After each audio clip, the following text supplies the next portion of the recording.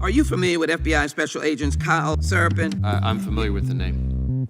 Is that yes? I'm familiar with the name. Familiar with the name. Familiar with the name. Let's bring in Kyle Seraphin. He's the FBI whistleblower who helped expose government censorship of our First Amendment rights.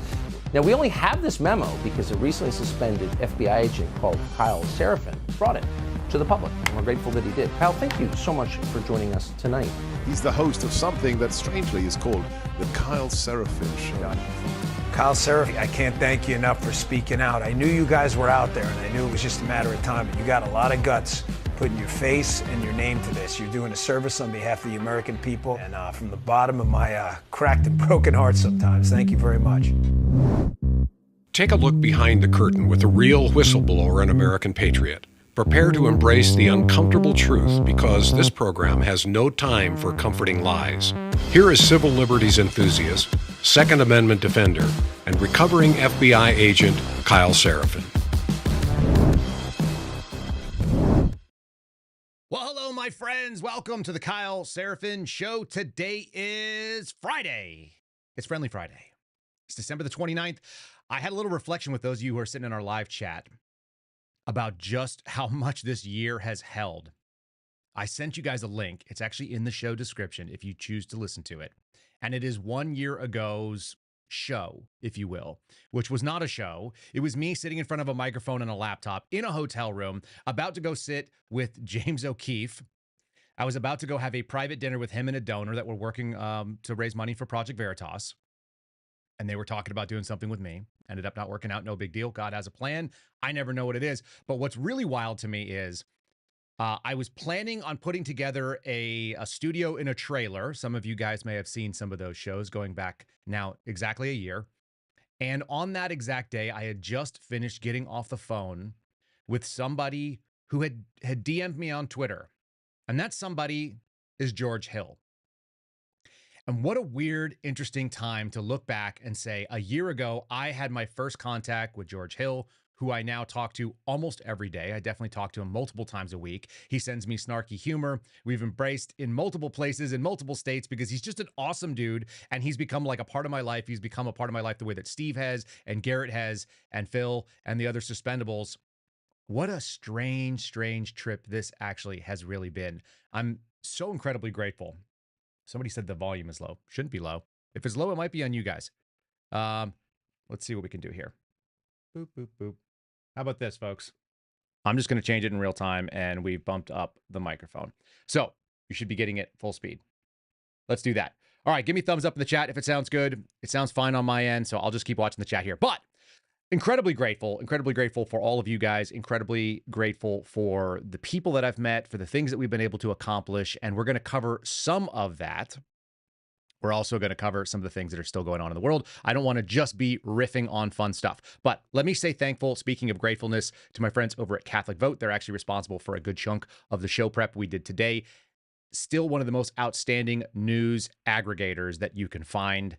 You should go to catholicvote.org and you should punch up The Loop.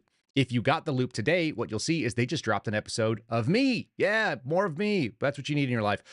More Kyle. They did an episode with me. We taped it on a program they call Edify. It's kind of like a PragerU type thing. So I did a short video that's going to be coming out very quickly. It's going to be animated. It's just a explanation. Maybe you can share it with your liberal but non-leftist friends about how progressive leftism is in fact a secular religion and how it has decided to try to take over mainstream religion. It's really important. But this particular little video that we did was more about why Christians should be concerned about the FBI going into the Richmond field office and what the Richmond field office memo did. That was almost a year ago as well.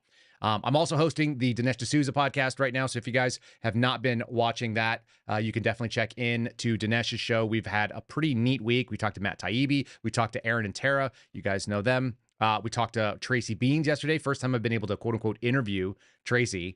So that's really fun. And we're going to be doing Steve Baker today and sharing him with a broader audience. Looks like people are saying the volume is good. So we're going to keep rocking and rolling. Now, without any further ado, we're going to be bringing on my man.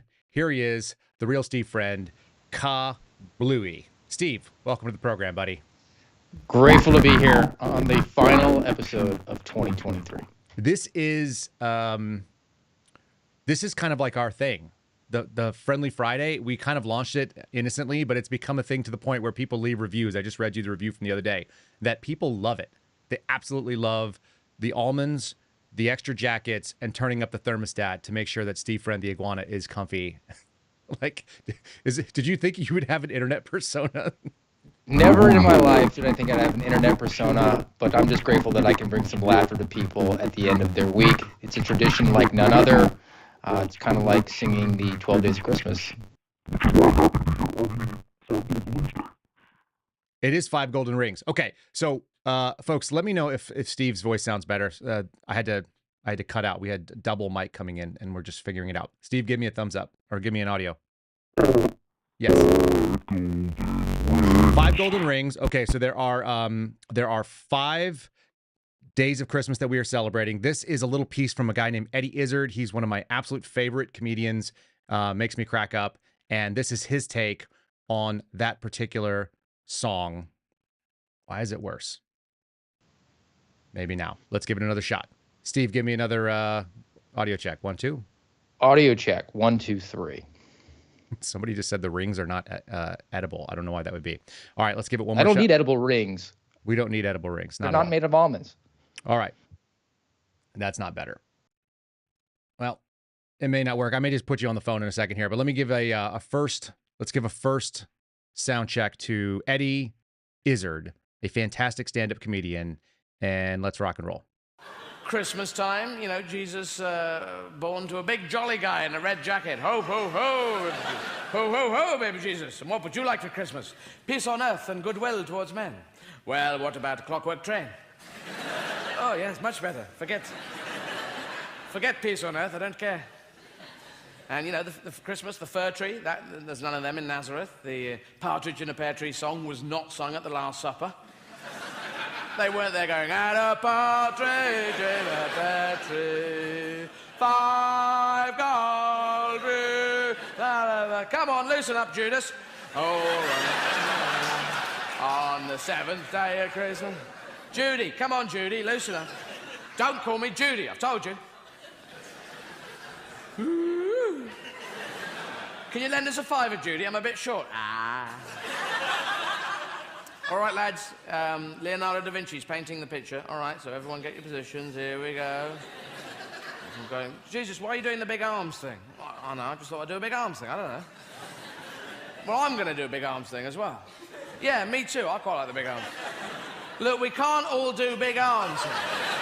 We look like a squadron of Spitfires, for fuck's sake. I'll do big arms, and you just look at me and go, oh, he's doing big arms. All right. Leonardo, have you got that one? Have you got the painting? All right, now a fun one as well, remember? That Partridge in a Pear Tree song, the only bit we like of it is that 5 gold rings. People go berserk at that point. People running in from other rooms. 5 gold rings. You know, the rest of it we don't know. Above that, so 12 monkeys mating, 11 donkeys dancing, 10 pygmies farming, 9 socks are swimming, and 5 gold rings. This is a human thing. We only like to learn a little bit of a song. We can't be bothered. You can't be bothered with the whole song, Steve Friend. You did some research for me. I know people have put links out there. I don't want to go look into this. Why in the world is the 5 gold rings the best part? Did you learn that part?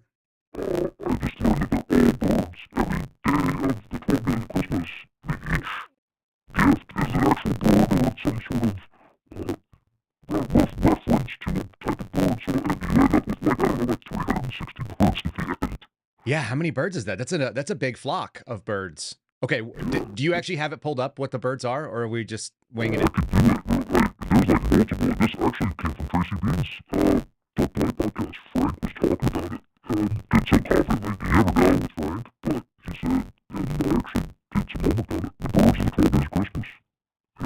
People are saying that your voice is jacked up. It sounds perfectly normal to me. And I don't know why it would be jacked up. There's no reason for it to be jacked up. Yeah. All right, I'm going to have Steve call me. We're going to do it on audio. We'll just do that. It's just as easy. We'll just solve the problems in real time here. In the meantime, we're going to cover down on a number of different things. Steve, stand by for a phone call, my friend, and we'll just get you on the show here like that. Steve, friend, calling you. All right, pick up your phone if you would, my friend, and let's do it.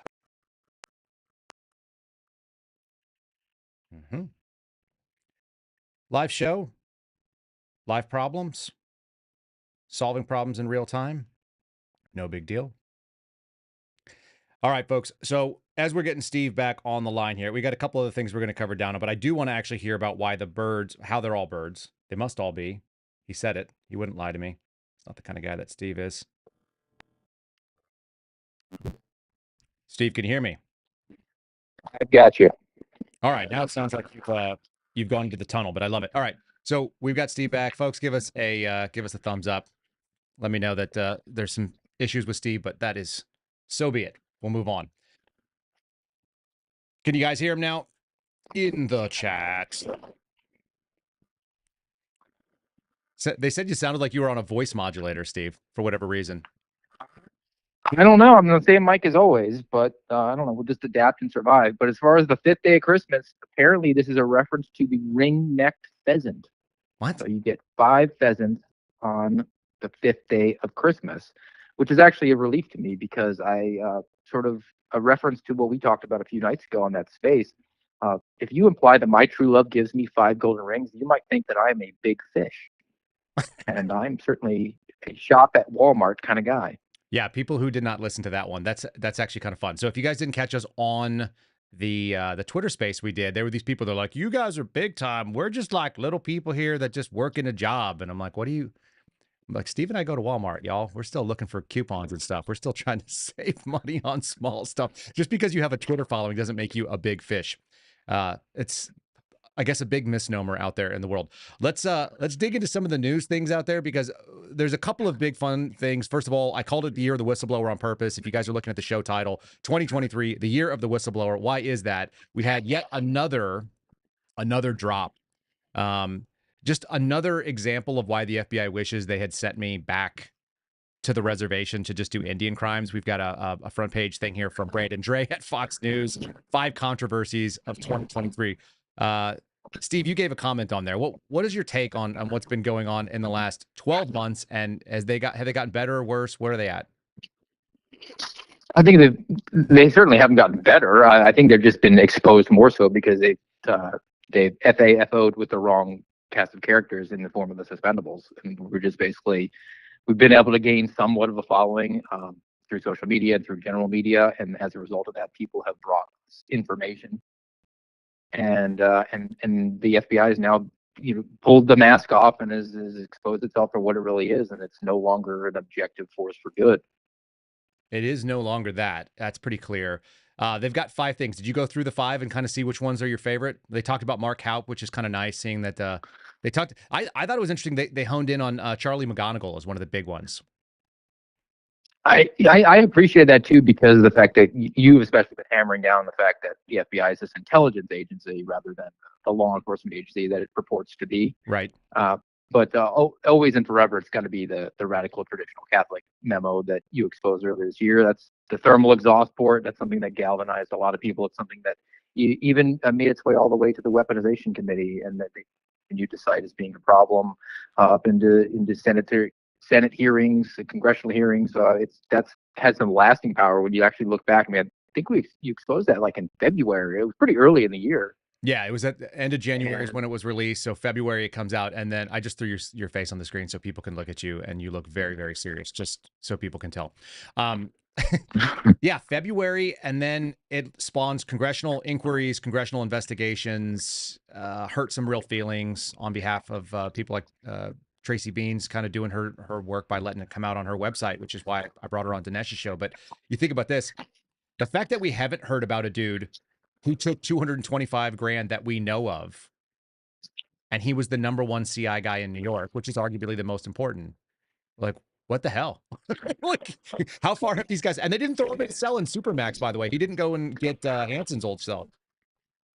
No, he didn't get the Robert Hansen treatment where he's like at the end of an L-shaped hallway and has no human contact for a couple of decades until he apparently loses the ability to have speech. That was the last reporting on him. Yeah. Which would probably be pretty appropriate for Charles McGonigal.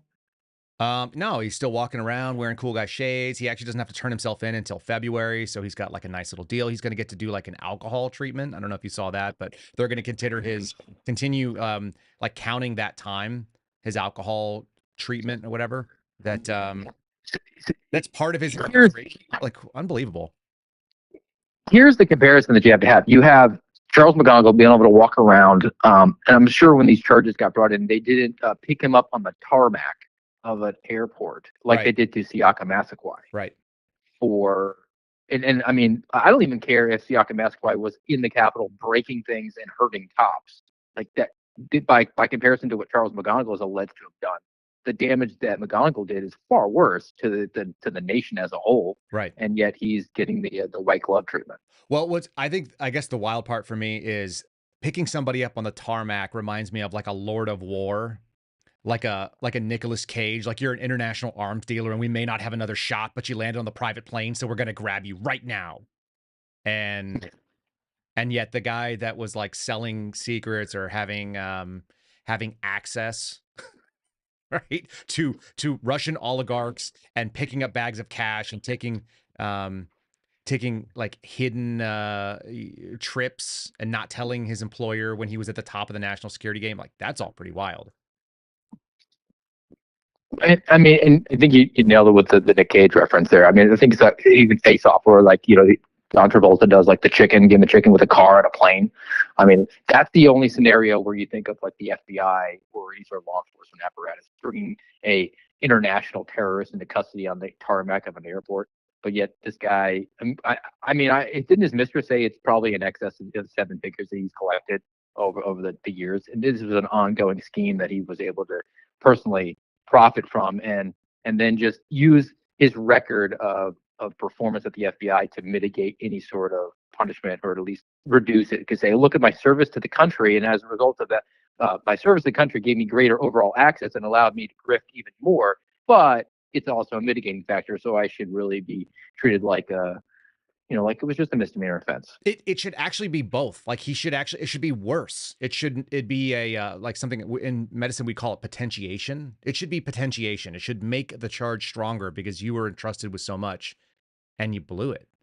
That's what I've always said. You know, if you're in a position of public trust, if you swear the oath, the stakes are higher.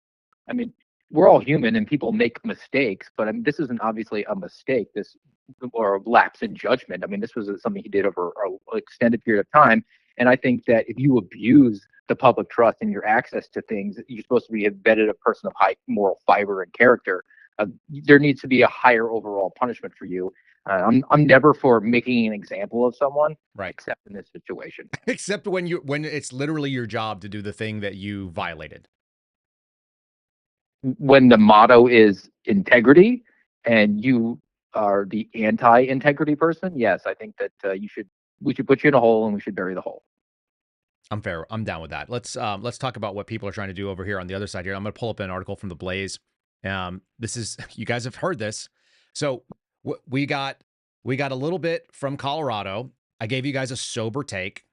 I gave you a clean discussion of it, which is that the Colorado Supreme Court made a decision to remove Trump from the ballot and then said their decision was not a good one, and that's why they were going to wait, and now it's been suspended. Trump's going to be on the ballot. There's no way they're going to make a decision before January 5th. The Supreme Court won't decide or destroy it, so it's just going to be there. He's going to get certified on the ballot. They're going to go on. Blaze Media, but obviously many people yesterday were reporting that the Secretary of State from Maine had moved to block Trump from the primary ballot, but immediately suspended the effects of her decision. It's the exact same playbook. You know what it reminded me of, Steve? Because this is kind of funky. This whole story about people trying to remove folks from the ballot reminds me of the fact that maybe people on the political left didn't grow up with siblings and they don't know that that's what your sibling does to trigger you. They just say something to get you to like cry to mom. And then they're like, no, I didn't say that. I said I was going to do that, but I wasn't going to do that. So like the "I'm not touching you" thing, where they put their hand an inch from your face and keep saying "I'm not touching you," so they can get you to. Yeah, no, it's exactly that. I'm not touching you. I'm not touching you. I'm like right next to your face. I'm like right here. Are you triggered? Are you going to go freak out? And then when you go to mom, you're like, "Mom, they were touching me," and then they go, No, nobody was touching you. It wasn't happening. There was no contact. Steve, did you touch your brother? No, I never touched him. I just put my finger really close to his face. See, he didn't touch you. Just mellow out. Everybody just stop. That's what's going on. They're looking, I feel like they're looking to trigger a bunch of people on the political right. They're trying to trigger people to overreact. What do you think about that idea? Which is the same thing that they do to mom, by the way. I mean, I'd maybe go the other way. They're triggering people on the political left to donate to their causes, and they're going to trigger. And as you've covered down on, I think they might be putting things out of order on the master plan because they're just impatient. Back to the children reference, like they just want to open all the presents on Christmas right away, and they just rip the paper off. And this is a very clear plan, at least in my mind, that's been laid out. Where look, we're going to charge Donald Trump with crimes. He's going to be convicted of those crimes. And then once we have those convictions, the secretaries of state and all these key states can say, well, we can't have a convicted insurrectionist on the ballot. They've sort of gone out of order because they're impatient and they're desperate to fundraise and get acclaim for themselves. They all want in. Obviously, the Secretary of State in Maine wants in on something politically.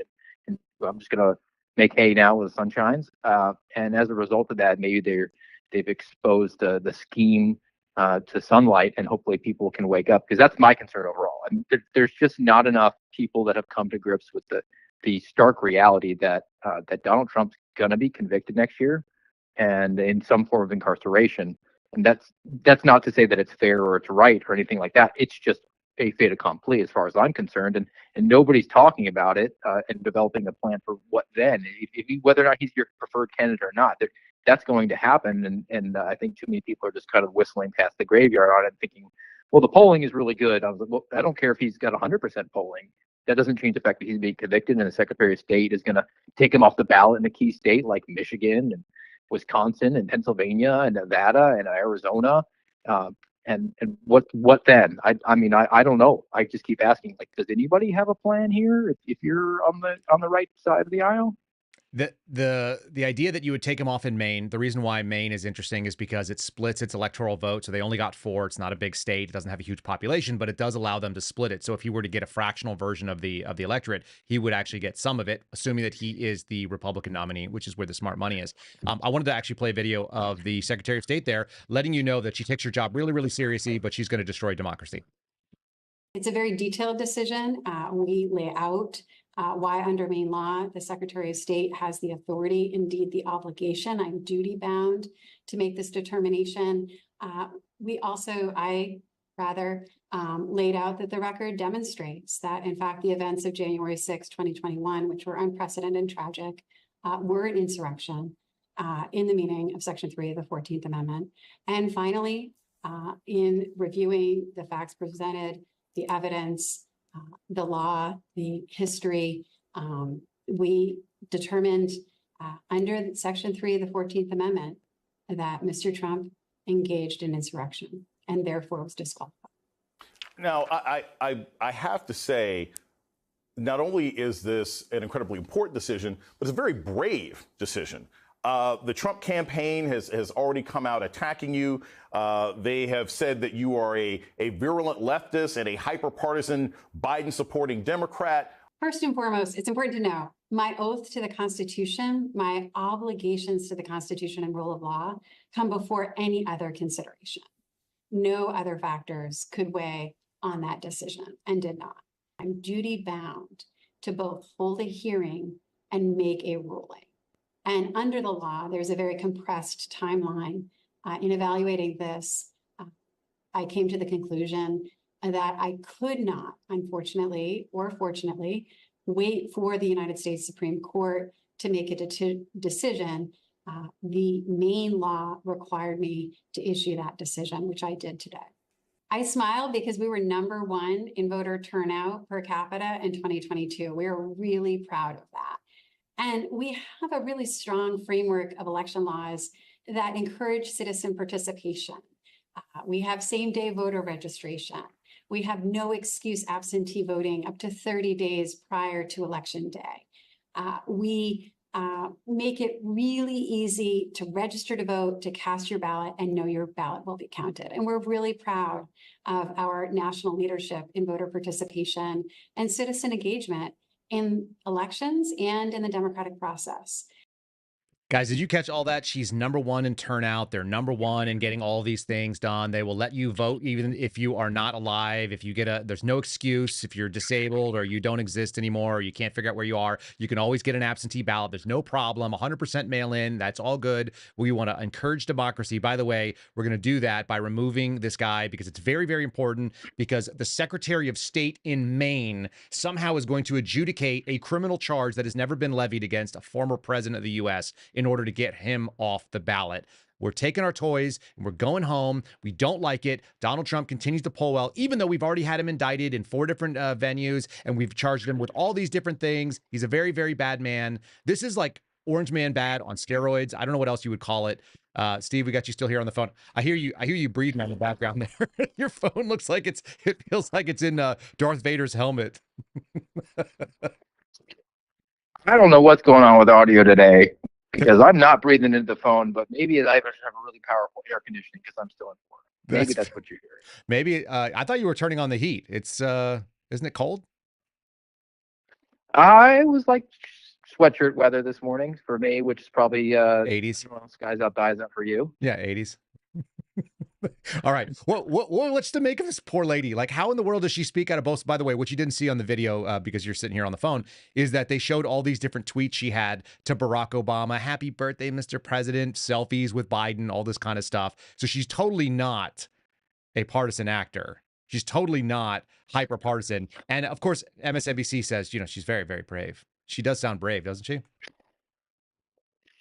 She's a brave, fresh face to the scene that we are sorely lacking. Apparently, we don't have enough activism going on. But this is back to the general Pompey. Don't cite the law to we who hold swords. Their side is willing to act, and the conservative side is just kind of standing by and saying, well, wait, look, we have this rule book here that says you can't do that. And they say, well, you have an old and dusty document. We don't recognize it. We're just going to do whatever we want. Yes, we believe in the living document that we make up as we go. Yeah, let's talk about the 14th Amendment, which was ratified in 1868, and talk about how that is going to apply, which was giving citizenship to former slaves and then saying if you fought for the Confederacy that you shouldn't be elected to high office. That was what it said.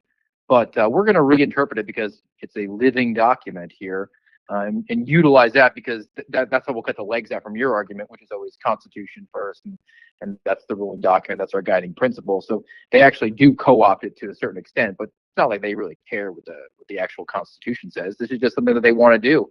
And this might be a conversation for a lot more long form. I know you've sort of indicated about it, the actual constitutional nature of how each state can sort of set up its ground rules for how it wants to carry out an election, and how taking Donald Trump or any other candidate off the ballot could be actually constitutional, or they might not even have to have a popular vote within the state. They could just designate who their electors go to at the state legislative level. I mean, Maine could say, well, RFK gets all of our electors, and did not even hold a popular vote. No, that's correct. I mean, that's actually the way the Constitution of the United States is set up, and then every state gets to figure it out. We've made mention of that. You can literally bypass. You have no right under the U.S. Constitution to popularly elect a president. You have no right to choose the electoral who the electors are. That actually remains, and it is a plenary power of the state legislatures, which is really, like you said, that's a whole show. We have actually covered that on the show. We've covered an awful lot of ground in the last year. Let me say thanks real quick to Patriot Coolers. Speaking of ground, these guys jumped in very, very early, and so we're going to go ahead and say thanks to them and encourage you to go check out patriotcoolers.com. You can follow them on social media at Patriot Coolers. There's an S on the end of it. Outstanding company, full of Seraphin Family House is full of their products. We've got the soft-sided, we've got the hard-sided. I have a backpack cooler. I have like 8 tumblers. I bought most of them with my own dollars, and many of them we bought because we bought them before we ever had them as a sponsor, because they're a cool company. They're out of Houston, Texas. They give money back to veterans. You guys can, if you notice, if you're on there, they offer a military discount. It's actually the same discount that you'd get by using my promo code, but we don't get any credit for it. So use our promo code, KYLE, even if you're a vet. It's the same deal. You're not getting any better deal than what we're giving you right here. So use promo code KYLE, promo code Kyle at patriotcoolers.com. Save yourself 10%. If you spend $50, it's free shipping. They ship quickly. They ship from the U.S. The warehouses are all here. And even though we've covered it, it's worth covering as this year wraps up. Many of the things... Patriot Coolers is kind of an interesting company because many of the things that they sell physically are not allowed to be made under federal law and under EPA rules. They can't be made in the United States. So they're not made here. This is also the case for basically everyone else that's making one of these double-walled, insulated tumblers, these steel tumblers you can buy. Doesn't matter if you buy them from Yeti or Lifetime or whatever else is out there, Bubba Coolers. They're all basically made in the same areas. In fact, the guys at Patriots told me sometimes they get those other companies sent over and they have the wrong labels on it. But that's a story for another time. Globalization on its finest feet. End of the day, patriotcoolers.com supports us. They support veterans, and they are in Houston, Texas. That's good enough for me. If you can't make them here, I don't think they're pushing any envelopes and trying to like break the EPA's laws as a business. It's unfortunately. And when somebody hit me on social media, they're like, aha, I gotcha. I just said, hey man, find me any cooler, any of these things that are made of steel, that are made in the United States, and I will immediately drop them as a sponsor. It's not going to happen because it doesn't exist. Anyhow, patriotcoolers.com, promo code Kyle. Use them. We're appreciative, and we thank them. We're going to get back with Steve here. Actually, Steve, I've got another story. We're going to get to another 14th Amendment story, which is quite interesting, but let me just pull this up. You heard it here. You heard it from me. I told you early on, and this is the same thing. Now Fox News is reporting that Colorado is going to include Trump on the ballot because the GOP appealed. Like, there's no reason to get hyped up about this stuff, folks. Like, it was always the case if you read the decision. I think most people didn't. And now they got two stories instead of one out of this like simple story, which is that Colorado never had the courage of their convictions. I don't know. What is the upside, the value in these media organizations sort of like hyping it, including people on the political right? Clicks, and everybody's mutually benefiting from it. The media gets the clicks, and they get the views, the eyeballs, and then the organizations that bring these lawsuits forward, like Crew. If you go to Crew's website right now, the pop-up is, "We brought the lawsuit to get Donald Trump off of the Colorado ballot. Won't you chip in?" How much money do you think that they raised in the last week and a half since the decision? Because people were, they were so excited, right? Exactly, and they're going to use whatever money that they had, and even reading, as you did, reading that decision and knowing that there wasn't going to have any actual ramifications on the primary ballot in Colorado, they knew that, but that didn't give them any hesitation before they went to their donors and said, "Look, all the good money that you gave us so far, and let's just keep giving us more, chip in more, and we'll keep doing the same thing," even though the actual policy preference that you have, which for people who donate to Crew, they want Donald Trump taken off the ballot. Sure. Well, they're banking on the fact that you're not going to actually read the decision. Yeah, well, that was what we always used to call low information voters, which is honestly, they're on the political left, they're on the political right. But for whatever reason, if you think that Donald Trump has been, like, I guarantee you, in the same way that people believe that 50% of the people who got COVID are dead, and that it's basically a death sentence for you, the same people that believe that also believe that Donald Trump has no chance of becoming president again because he's been removed from Colorado and Maine, and he's probably going to get removed by other places. And the only thing that really is dangerous, I think you keyed on earlier, is that there's a really real chance that he gets convicted, if nothing else, in the District of D.C. But all those sort of machinations are happening slower than I think Jack Smith would like. They'd love to be able to say he's been convicted. How in the world could you have him hold this office? They're trying to get there, but I don't think they'll. That's where the fact that they weren't able to expedite things to have the first trial in D.C. before, or I think it was actually going to be on like the day after Super Tuesday. That's where that hit came to Jack Smith, and that's why he was pushing it, because I guess now the Trump legal team can probably push off the D.C. charges past the actual election, and then as a result of that, he's going to have legal bills attached to that, but theoretically, if he were to get nominated and then win the presidency, he could at least pardon himself on the federal charges. Now, the state charges of Georgia are more problematic there. Georgia's kind of a finicky state. Apparently, the governor in Georgia can't even pardon anyone convicted for 5 years. You have to have served 5 years with no additional charges outside of that before a panel can then make a decision to pardon you. That's the way Georgia works. So you actually could have an elected president in jail in Georgia, which would be interesting. And I think you have not talked about it. That might be the optimal circumstances. Just have him in an enclosed room, and all his jail calls would be monitored, and anybody who's trying to slip him papers to sign, we'd actually have transparency on. Oh, I know. This is the funny thing that we talked about in the background, folks. Steve and I have been laughing about this for a long time. It's a terrible idea that you'd have a president in jail, but man, the amount of transparency to that office, forget about the visitor logs that are hidden from Delaware. You would literally be able to have prison logs and know that if people wanted to go and meet with the president of the United States, they'd be on camera. The video would be recorded outside of the attorneys. All of that thing is actually hilarious. I wanted to keep talking about the 14th Amendment because there's a story that Catholic Vote covered this morning that I think is actually very good. And it talks about it's another sort of kick down. It's a win for states' rights. I don't know what it is. Actually, I'm not sure it's good at all. It's so weird that they keep using this 14th Amendment. I got sideways. There's two stories. One of them they covered down on what was happening under COVID stuff, but this one was a federal judge basically stepping in and stopping. Sorry, so it's a loss for state rights. My brain is a little scrambled. Federal judge temporarily stops Idaho law. So, okay, federal judge, we have to break it down as it is. Federal judge stopping state law. This is the way that we were not expecting it to go. The supremacy clause was supposed to allow states to still operate as states. And now we have this sort of federalist system. Like I said, the anti-federalists were correct.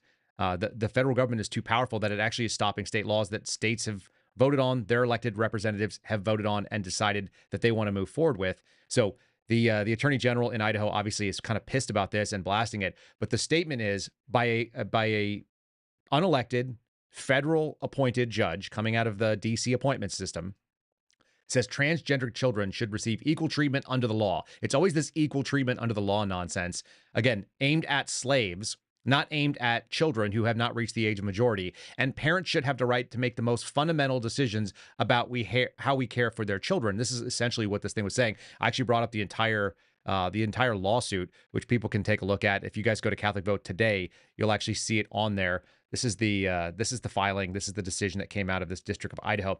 But Steve, the point that I wanted to kind of hone in on, and I'm curious if you have a thought on it, should parents be able to make all the decisions they want about their kids? And have you ever seen parents that make bad decisions and maybe shouldn't be allowed to do so?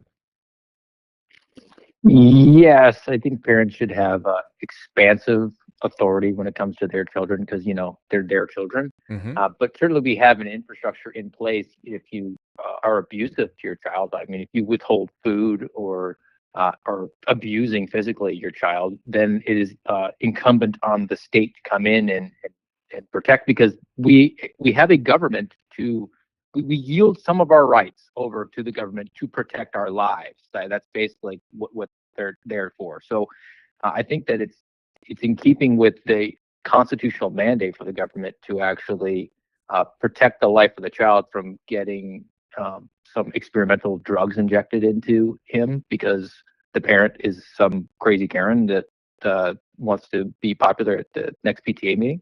Right. So there is a limit, and usually the limit is you can't pay someone to like chop your kid up, and you can't pay someone to abuse them physically or inject them with things.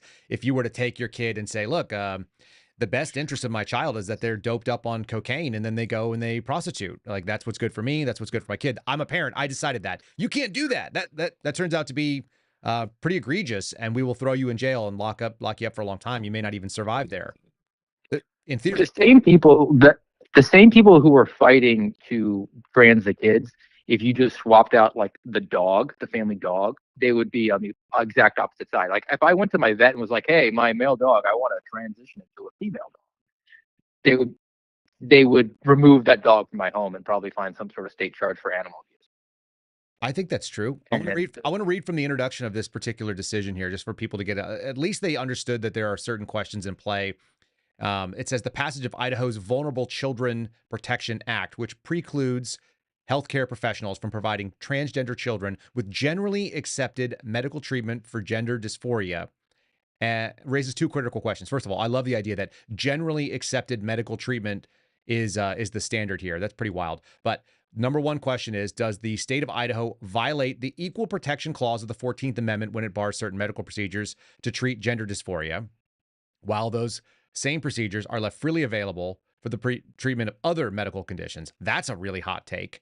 We'll dig into that in just 1 second. And second, does the Due Process Clause of the 14th Amendment prohibit the state from interfering with the decision of parents to obtain a particular type of medical care for their transgender children, care that has been broadly endorsed by both appropriate and necessary by the American medical community? Do you know what standing the general acceptance of the American medical community has as far as legal play goes? Is that a standard in American law? And maybe it's again another clause in the invisible ink on the back of the Constitution from national, or what the Nick Cage movie. That would be. Oh, that would be it. I mean, national treasure. Here's the thing: they set up these organizations and give them official sounding names, and they say, well, they're the authorities. They're So the generally American accepted. Medical Association. They're an association of people who work in medicine in America. Yes, who take money from Pfizer to say that you should inject an mRNA vaccine into you to stop a chest cold because it's safe and effective 95% of the time.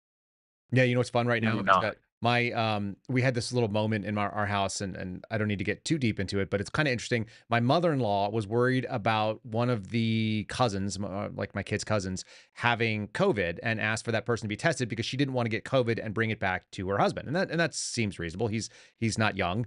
And then my wife's like, well, didn't he get the vaccine? And she was like, yeah. And she goes, well, why are you worried then? She was like, because you can still get COVID if you have the vaccine. And she was like, right. And she was like, so what's the purpose of the vaccine? She was like, so that you don't die from COVID. She was like, so again, why are you worried? It's so hard to make that circular logic. In this one, it's really bizarre to me that the idea that we'd have generally accepted people who have been shown to be pretty compromised are not legal authorities under any sort of circumstances in the federal system.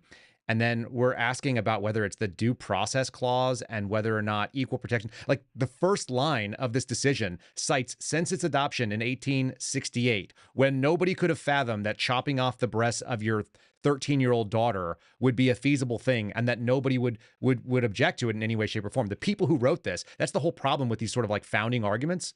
It's like, why on earth are we looking at this thing in this new light? But you mentioned it earlier.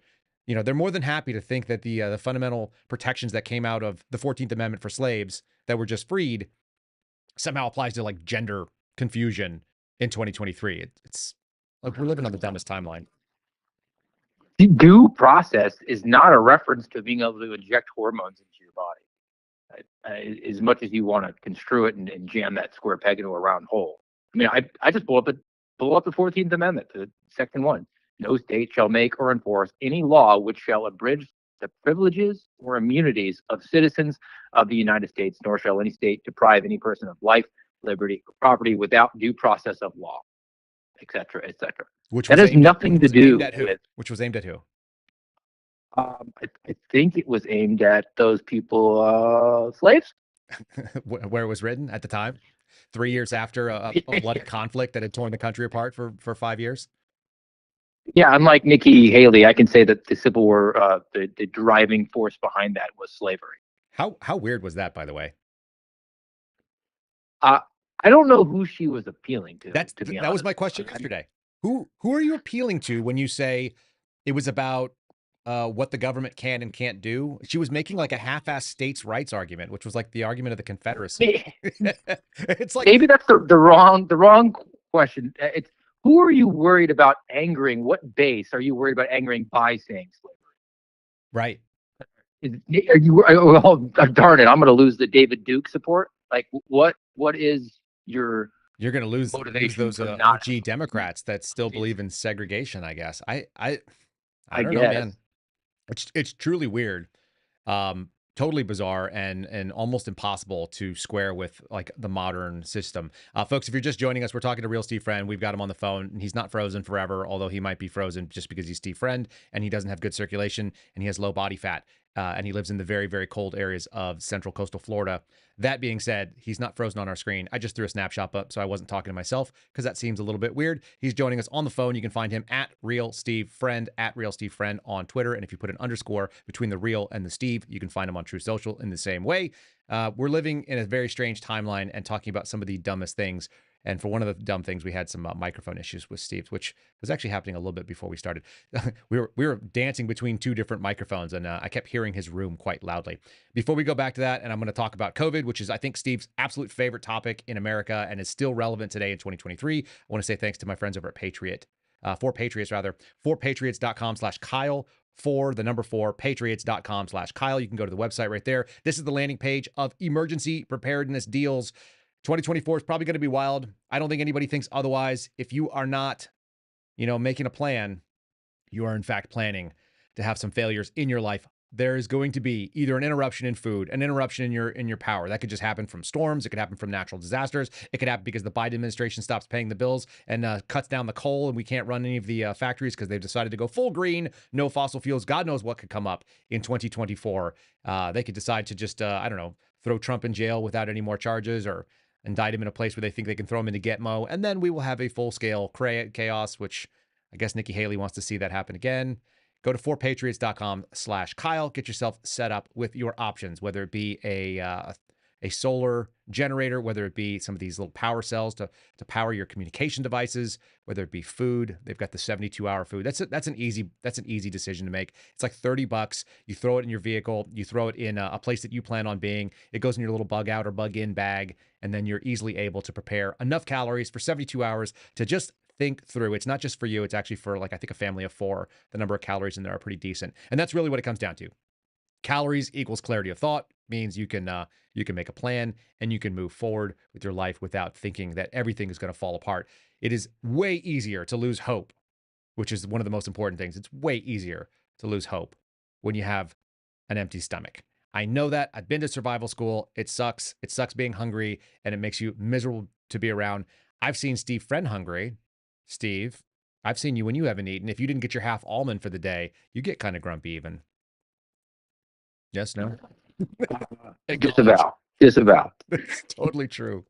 It is totally true. So let me talk about a COVID thing. I think you actually, I don't know if you sent me this or if I just found this, but I love the idea that there are public health officials that know better than everything. This kind of goes to undermine, I think, the argument of the American Medical Association and the people that are out there so looking out for our best interests. This is a quote directly from Francis Collins, who was the former director of the National Institute of Health. He was one of the other sort of evil bastards that was part of this whole Fauci push down on us.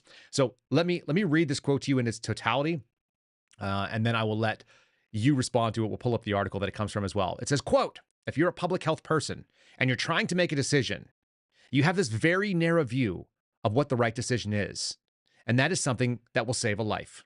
Doesn't matter what else happens. You attach infinite value to stopping the disease and saving a life. You attach zero value to whether this actually totally disrupts people's lives, ruins the economy, and has many kids kept out of a school in a way that they might never recover from. That's just collateral damage. This is a public health mindset. And I think those of us involved in trying to make those recommendations had that mindset. And it was really unfortunate. It's another mistake that we made." He sort of shrugs and goes, meh, we tried. How do you even square that sort of thoughts? I know you've been kind of banging on the COVID drug. You wrote a really good piece about it this year, but it continues to be something that is they just exposed how evil and stupid they are, I feel like. Well, obviously, there are another cast of characters who don't abide by their oath. Their Hippocratic oath, the first do no harm.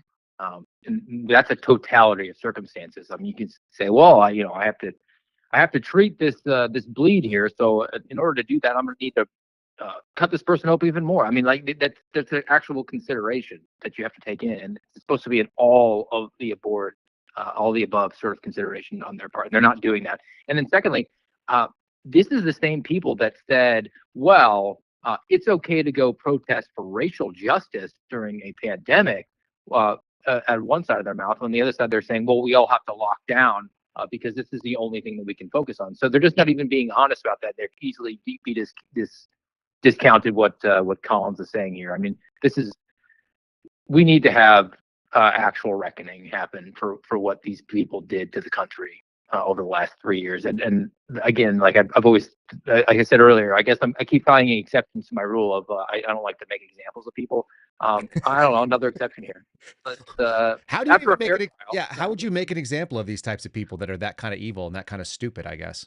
I mean, it's crazy dangerous, right? I mean, there's no other way around. I mean, they need to be, yes. I mean, there needs to be a public trial, and very much like a Nuremberg style, and where they're brought out in front of the entire country, and all of their sins are laid to bear, and then they could. I mean, I would argue for a capital punishment, But I'm fine with them just being at the end of the L-shaped hallway, like Robert Hansen, for the rest of their lives, and they could forfeit all the patents that Fauci was able to secure while he was over at the NIH.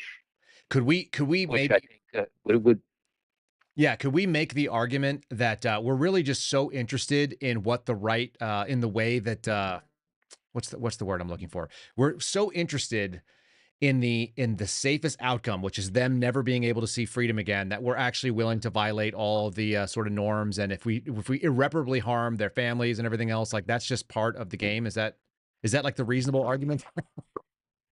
Well, I mean, I would contend that Francis Collins and Anthony Fauci might have deprived me of my due process rights under the 14th Amendment. Let's just use the 14th Amendment. Yeah. And then I'd also like to see, maybe people could say, well, it's pretty obvious. We're not going to hold a criminal trial, but we're actually going to remove the Bidens from office forever. And they're never going to be able to hold it because they've engaged in high crimes and misdemeanors. And we're going to just impeach them in our own state houses. We're just going to make it up as we go. We're just going to take them off the ballot. Or we're just going to say we have the plenary power to decide whether or not we can vote for Biden, and we're not going to. You can't do it. What if all the red state houses just were like, yeah, he's not going to be on the ballot. Done. We don't believe him. I mean, that's what I've been sort of pushing for, this mutually assured destruction that we have to have. That it's necessary. It's suboptimal. It's not what I desire to live in a country. I don't think you do either. I don't think most people do who are on the conservative or libertarian side of the political spectrum. But for us not to recognize the facts on the ground, and that's, one side is saying that you must be assimilated and resistance is futile, and our side keeps saying, well, we could all just get along. We all want the same thing, and it's just not true. It's an irreconcilable difference, and it's going to lead to an asymmetrical outcome here, where one side just gets completely rolled, and the whole time keeps saying what the Constitution says, and the other side says we don't care about your Constitution, we want power. One side is saying, I don't know why I like this the thing. It doesn't matter whether you're playing checkers or chess. And the argument is that like one side is playing checkers, the other side is playing chess. I don't think the other side is playing a board game. I think one side is playing chess or checkers, depending on who they are. Some of them are smarter than others. You and I have dealt that. And then the political left just is playing demolition derby. They're just driving like a monster truck through the area where people are playing board games and just smashing stuff. And they don't care. Like, it's totally irrelevant to them. They're like, oh, we're going to destroy all the social norms. Do we win though? But did we win? Because we're going to win. That's where it gets down to for me. I think that's a pretty good metaphor. I mean, and our side keeps saying, well, yeah, but we're owning you with all these memes that we have. We have so many. Yeah, the meme wars are definitely being successful. Thank God, bro. I mean, it's led to lots of clicks and lots of eyeballs on certain news pieces. And I mean, I guess it's a good grift if you can do it. But I think as a country itself, if your goal is to actually have a functional constitutional republic, 2024 is looking a little bit grim here. Indeed. Let's do something less grim as we go into 2024, something that you and I have laughed about a number of times. I found this yesterday. We tried to share it with Tracy Bean. So folks, we entertain ourselves with things like this all the time. This is actually how we operate. And then I couldn't find it. I did all the searches. The Google does not want you to know this information. This is the ultimate life hack. We shared it with you earlier on episode, I think 116, which is going back about halfway into the year. But this life hack is available to you if you are so inclined. And this is me and Steve Friends setting this up on one of our early Friendly Fridays as we started getting kind of the groove down. This is the way that you could be most successful possibly in 2024. So grab your notepads if you haven't already and jot this thing down. You can't find it on the internet anymore. It's been scrubbed. Luckily, we're preserving it and sharing it one more time. Okay, so there's been this discussion. First of all, people were getting on me. They were like, hey, are you late for the show? I think we're right on time. It feels like we're right on time. So people were asking me, hey, what's going on? And there's this... there was this video that was making its rounds on Instagram. It's had me in tears. I've watched it like 6 times because I'm trying to glean all of the knowledge that's in it. This guy basically condensed a lot of these right-wing alpha influencers, the Jocko Willix types, the, I don't know, whoever's in his same sphere that are always telling you how to live your life and how to be better and how to make more money and all this. And so there's this, I don't think you've seen this. I don't know if I said it to you, but this is a video. Ryan, were you able to strip that thing down? Roger. Okay, let's roll this. This is especially for Truth Maximus in our live chat, who said he got up at 3:45 this morning to kick ass at the gym, and I can appreciate that. This is what you're missing out on if you're not doing all of the things. So let's roll this influencer reel and let's figure out how to straighten our lives out. So I follow a lot of fitness and success alpha influencers, and I've condensed all their advice into one easy-to-follow daily schedule. You're welcome.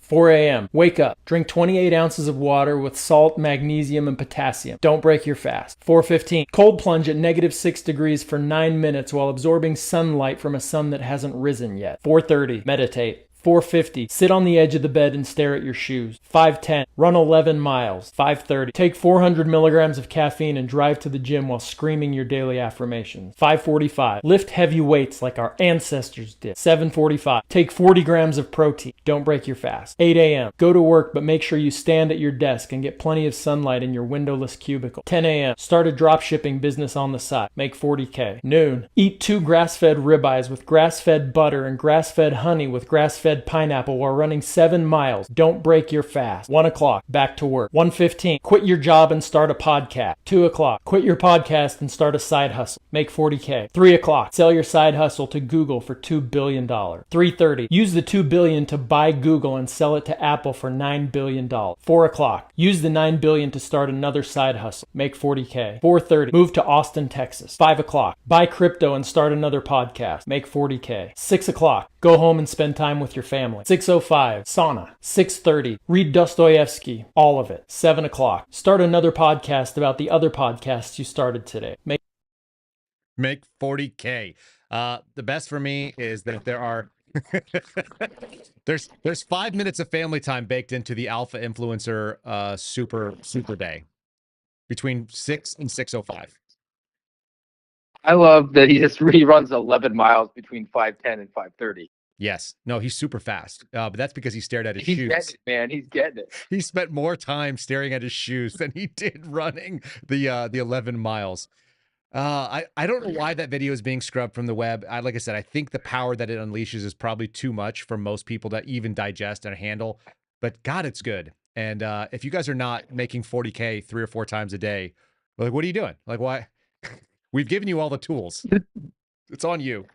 I mean, I think that another thing we have to mention is the reading all of Dostoevsky, because that reminds me of every single Twitter space I've ever had the misfortune of participating in, because it seems to be like this brain flex.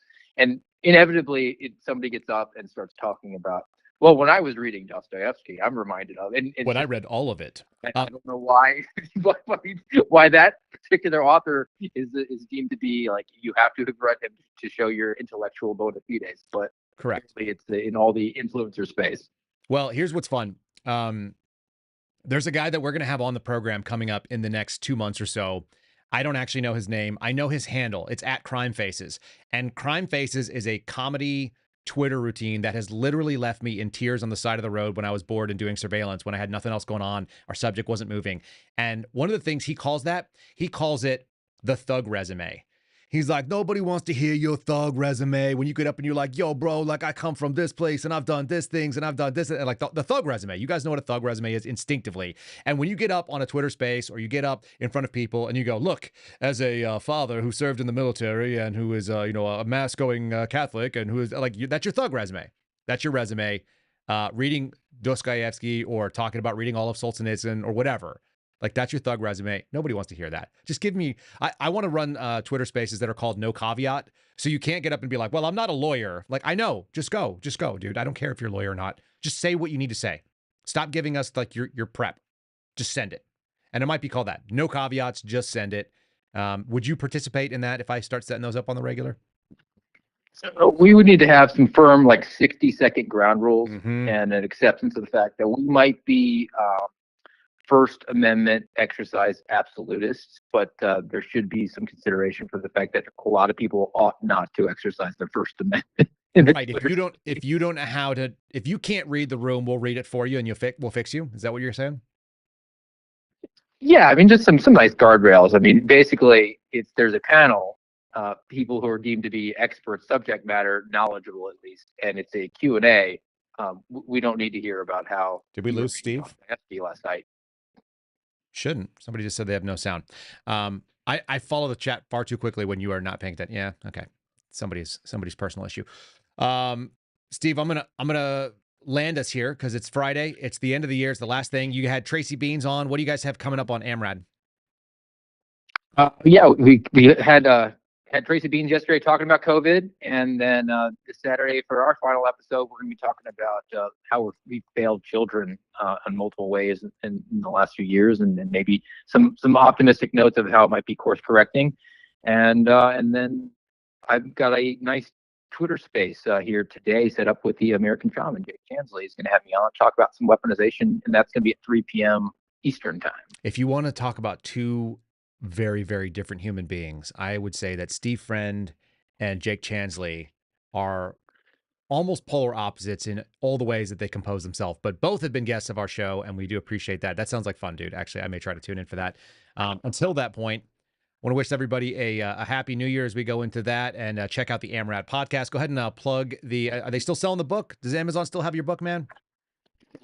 Amazon still has the book, True Blue, My Journey from Beat Cop to Suspended FBI Whistleblower. I'm hoping to get the total figures of sales here at the end of the calendar year to know if I was actually successful or not. But yeah, they still have it. I was able to order a few hundred copies. I still have in my dining room, much to the chagrin of my wife. Also, just if you didn't make 40K on that side hustle, then we know that is going to be a major failure on your end as an alpha influencer, but still a great victory. As we mentioned in our little side chat, not very many people can pump out a book in 30 to 60 days. So I'm proud of you. I'm proud of all the stuff that's been going on for this year, the Whistleblower, and it sounds like GOB is we talked to him yesterday, folks, after surgery, so we don't have to go and execute the entire staff of the VA up there. They didn't do a deep state hit job on him. We did have a plan for that, should that be necessary, but that's usually not the case. I don't think they have the same sort of functionality. It'd be more like incompetence. All that being said, GOB sounds okay. He's probably sleeping it off still, but we did talk to him yesterday, and good to go there. And thanks for all of your concern. He told me he felt the power of prayer. He heard the podcast going into the OR before he went in there. So that's all good. And just like a dog, they've pulled out all of his little things and sent, what did he say? He sent him off to autopsy. Isn't that what Garrett told us? He said autopsy. I think he meant biopsy, but at the same time, like, it's the VA. So could go either way. Try to perform an autopsy. Totally could. All right, folks, follow Steve at Real Steve Friend on Twitter, at Real_Steve Friend on True Social. Thanks for joining me again, buddy. Thanks for wrapping up a really wild year with me, because it's a fitting bookend, I feel like. Always a pleasure, man, and looking forward to another year of Friendly Fridays and an AMRAD podcast. So thank you, everybody in the chat as well, for all your support this year. It's been absolutely just amazing. Yeah, outstanding stuff. All right, let's wrap this sucker up. Thanks so much, buddy. We'll talk soon. Ladies and gentlemen, this has been the Kyle Seraphin Show. You guys are listening to a stream live from Liberty Hill, Texas for now, until things get wild. We may end up taking it. I saw some discussion about going to Idaho in the chat. Other than their weird federal problem with what's going on in that judge, Idaho seems like a pretty cool place. It's cold. It's got mountains. It's got elevated positions to be able to defend your family. I'm sort of into that idea. Let's say thanks to all of you guys, which we are very grateful for. Let me speaking of Garrett O'Boyle, we'll throw up his sweatshop on here if we can real quickly. That's the merch store. You guys can go and support the O'Boyle family sweatshop. It's Mrs. O'Boyle's sweatshop, if anybody asks, I think. But the kids work their fingers to the bone, keeping the lights on. And when they can't afford the lights, they just do it with sweat labor. The-Suspendables.com. The-Suspendables.com. They got the hats up. Looks like the Sherpa is sold out. My dad got one of those for Christmas. He said it is absolutely his favorite. It's replacing a hoodie that he had that's a couple years old. They still have the green one, the green arrow looking one that I wear. That's the lightweight duty. So if you're in the American South, you can probably get away with that. Otherwise, check out all the other wild stuff. Too late for New Year's Eve. So now you're going to have to be going for the next one. Maybe Valentine's Day. I don't know. Whatever your next holiday is. Check out the-suspendables.com. You can use my name as a promo code, which will save you about 10%. Nothing wrong with that. Today, I'm sporting the Zelensky special in case you ever get your call to go to Congress and ask them for billions and billions of dollars. You're going to want to wear a Zelensky special. They recognize this symbol in the middle of your chest and they go, aha. Yes, give that person everything he wants. And lastly, and not least, you guys can check out mypillow.com, promo code Kyle, or mypillow.com/Kyle, and get all the deals from Mike Lindell. They're all the same. Doesn't matter whose promo code you use. I don't know why it keeps doing that, but it keeps loading up on there. Last one. A thank you for all of you who have made our Apple show so successful. We cleared 1.5 million total downloads on the audio. We've cleared well over 2 million on the video. Pretty wild for a very small time thing that started out of me sitting in a hotel room outside of San Diego, of all places. That's where that video is. It's actually in the show descriptions. You guys can go see how far we've come in the 1 year. And let's do a 5-star review from so many of you. We didn't make 1,000. I don't think we will unless you guys push really hard for the next couple days. But here we go. This is from GLMF40. I don't know what that means, but it sounds good. Great informative podcast, Truth. Who would have thought you'd have to search for it? If you're listening to Kyle Seraphin, you've found it. Highly recommend. That's short and sweet. Just like we're going to end up this year, we appreciate all of you for all the things that you've been doing here. We appreciate all the support for me and the Suspendables and the Steve Friend. Follow GOB at GOB Actual. That's Garrett. Steve, Real Steve Friend on Twitter. And then follow the AmRad podcast, which will be coming up again tomorrow. It's at AmRadPod, P-O-D, and you can find them on Rumble, rumble.com/AmRadPod. I'm Kyle Seraphin. I'm going to sign off this year. You can follow us at rumble.com/Kyle Seraphin if you're watching anywhere else. We even threw it up for those of you who like to watch us on YouTube for one last time. I'm pretty much done with YouTube in general, but you can come and join us in the live chat, which is way, way faster than it was at the beginning of this year. Really, really grateful for all of you guys. And we'll see you again at the beginning of 2024. Thanks for listening to the Kyle Seraphin Show, streamed live weekdays on rumble.com/Kyle Seraphin. Follow Kyle on Twitter, Truth Social, and Instagram at Kyle Seraphin.